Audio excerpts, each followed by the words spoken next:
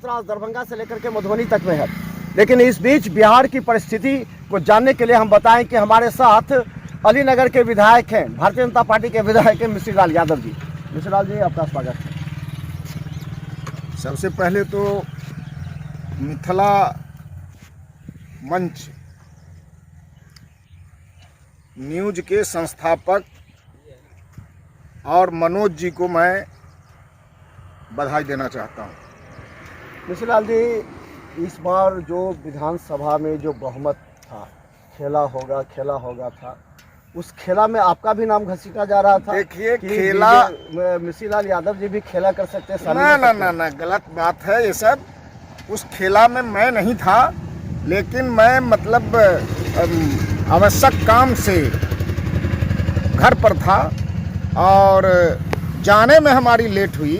हम तो सदन में गए और सरकार का जो विश्वास मत था उसके पक्ष में मैंने मतदान भी किया। हमको क्या खेला था उस सब के बारे में मुझे कोई जानकारी नहीं। गया था आपसे? हमसे कोई संपर्क किसी से नहीं था। हम मतलब एनडीए के पक्ष में मतलब मतदान किया। कहा था कि फातिमी जी से भी आपकी बातचीत? ना, फातिमी जी से तो जमाना हो गया, जो मतलब कभी भेंट घाट नहीं है, बातचीत नहीं है, कोई बातचीत नहीं थी फातिमी जी से। तो फिर समार चौधरी को ऐसा अविश्वास क्यों हो गया आप पर? नहीं, हम पर कोई अविश्वास की बात नहीं है। बात यहाँ है जो मतलब हम घर पर थे, अस्वस्थ भी थे और डॉक्टर से भी चेकअप करा के 2 दिन पहले आए थे, घर पर थे।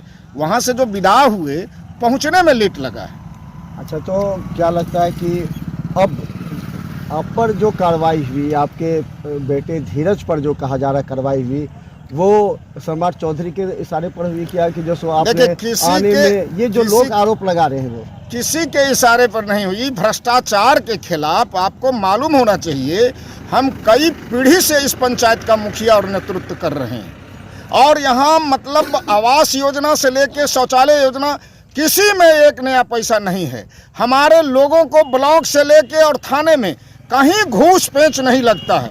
लेकिन लगातार 2 बार से ग्राम पंचायत का प्रतिनिधित्व मेरा पुत्र कर रहा है, धीरज यादव प्रतिनिधित्व ग्राम पंचायत के मुखिया के रूप में कर रहा है। अब आपको मालूम होना चाहिए, सच्चाई से पूरे देश दुनिया को अवगत होना चाहिए। कारण जो यहाँ से 3 किलो 4 किलोमीटर पर हम दरिमा गांव है, वहाँ हमारा मौसेरा भाई है, बड़ा गरीब आदमी है, बुनियाद टाइप का आदमी है और उस पर अपनी पुतोहू जो है मुकदमा कर दिया डॉरी एक्ट का, और वो मतलब कोर्ट से बेल हो गया। हाई कोर्ट में दोनों पक्ष अपीयर हुआ और हाई कोर्ट के प्रयास से दोनों में मेल मिलाप हो गया, केस समाप्ति की ओर है। उसी के ऊपर पहले वाले के मतलब वारंट था और पुलिस उसको मतलब राजनीतिक इशारे पर, राजनीतिक दबंग लोगों के इशारे पर, राजनीतिक राजनेताओं के इशारे पर, बीजेपी एमएलए की दबंग, अरे जिसकी दबंगता रहे वो मतलब मिश्री लाल का मौसेरा भाई है। वो दरिमा में पुलिस जाके उसमें घर के में घुस के उसके साथ मारपीट किया और उसको पकड़ के थाने में बंद किया। और उसी क्रम में आपको हमारा जो मौसेरा भाई का बेटा है वो धीरज जी को फोन किया, तो भैया हमको गिरफ्तार कर लिया है। और गिरफ्तार करने की बात धीरज जी ने फोन पर दरोगा को कहा, जो आपसी मामला है, पति पत्नी का झगड़ा था, कंप्रोमाइज हाई कोर्ट से हो गया है, आप मतलब इसको छोड़ दीजिए। तो उन्होंने मतलब मोबाइल बंद कर ली और बाद में उसको फिर पिटाई की, गाली गुप्ता किया, जो साला तुम मादरचोद, तुम मतलब एमएलए के बेटा से फोन कराते हो, एमएलए का धौंस दिलाते हो। मतलब इतना बड़ा अपमान किया और कहा साले हम कुछ नहीं जानते हैं, तुम 40,000 रुपया दो तब छोड़ेंगे। अच्छा, नया थाना प्रभारी अभी है, वो कैसे 40? अरे भैया, नए को ना गिरफ्त में लेता है, पुराना तो बूझ जाता है। जब मिश्री लाल यादव, उसका परिवार पॉलिटिकल है, बहुत दिनों से मतलब राजनीति में है, नया दरोगा को ही अपने गिरफ्त में लेता है, पुराने को तो ले नहीं पाता है। आपने देखा था उससे पहले भी दरोगा की घटना हुई है, रैयाम थाने में भी घटना हुई है, हम पर कई मुकदमे लोग कराए हुए हैं। तो मतलब वहाँ दरोगा को गिरफ्त में लेके और मतलब हमारे मौसेरा भाई से 40,000 रुपया मांगा, नहीं दिया और उसको पकड़ के जेल में भेजा। केस की हैसियत देखिए, कोर्ट में गया और खरे खरे मतलब बेल मिल गया। अच्छा ये बताइए, दबंग तो बीजेपी विधायक मिश्रीलाल यादव भी है, दबंग मुरारी मोहन, अरे मैं अली नगर, अरे बाबा को, अरे हम किसी का नाम नहीं, कंप्रोमाइज आपकी हो गई। अच्छा एक बात मैं बताता हूँ, जो हमारा कंप्रोमाइज किसी से नहीं है। मोनी बाबा बोले कि हमको पटना में सब थे, ना झूठ बोलते हैं। हाँ। उनको कहीं नहीं बुलाया गया था मोनी बाबा को।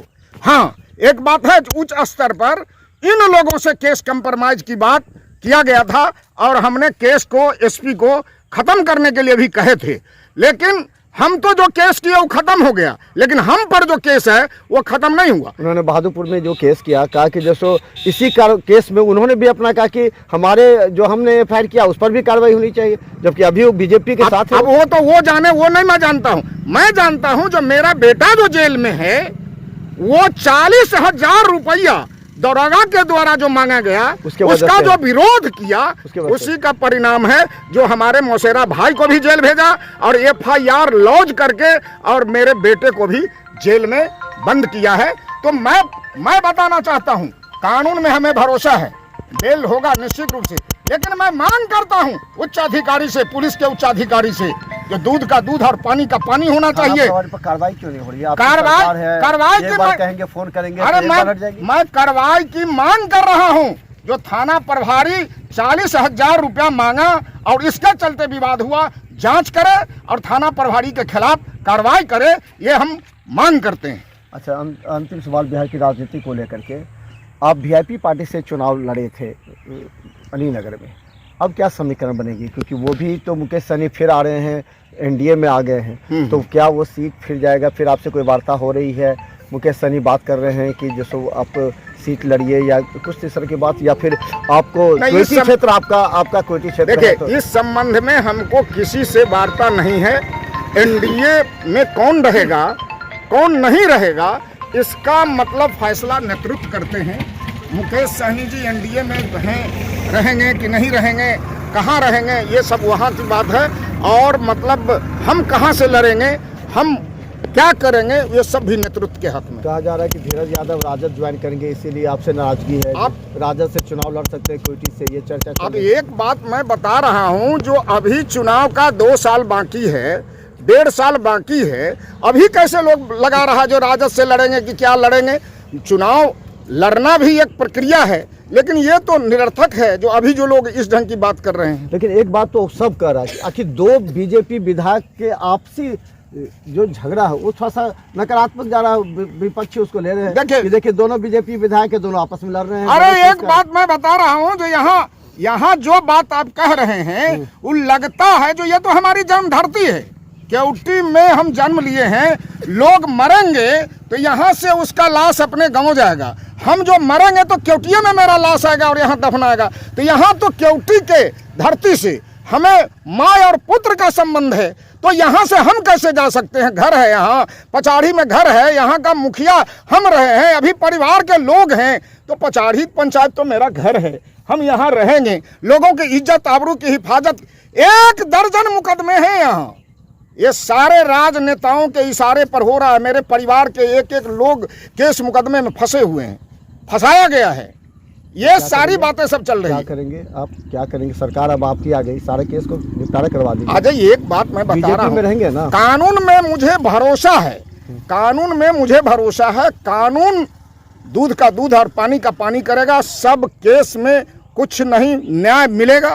बीजेपी में रहेगा ना? अब एक बात मैं बता देता हूँ, अभी तो हूँ, रहूंगा, रहिएगा, मतलब जो अटकलें लगाई जा रही है ना, गलत पक्षों के द्वारा कहे मिश्रीलाल गलत अटकलें हैं, अभी तो मैं हूँ, तो आपको न्याय नहीं मिला। हम बता दें हमारे साथ मिश्रीलाल यादव है, अलीनगर विधायक, और आज रास्ते में मिल गए। हम बता दें ये जमीन से लड़ने वाले कार्यकर्ता हैं, नेता हैं, राष्ट्रीय जनता दल के जिला अध्यक्ष के रूप में रहे हैं, और एक दरभंगा में अपनी एक पहुंच और मुहिम के साथ इनको हमने हाउसिंग कॉलोनी से सीधा लड़ाई एक जनता के हित में करते हुए देखा है। आज मिश्रीलाल यादव भारतीय जनता पार्टी अलीनगर के विधायक हैं, लेकिन अभी भी इनकी चुनौती कम नहीं हुई है, अभी भी लड़ाई इनकी कम नहीं हुई है। इन्हें न्याय चाहिए अपने ही सरकार से। जब इन्हें न्याय नहीं मिलेगा तो आम जनता को न्याय कम मिल सकता है। इनके पुत्र धीरज यादव जेल में बंद है और ये न्याय के लिए भटक रहे हैं। देखते रहे बिहार मित्र न्यूज़, यूट्यूब में भी सब्सक्राइब कीजिए और टीवी चैनल 277 और 985 पर। धन्यवाद।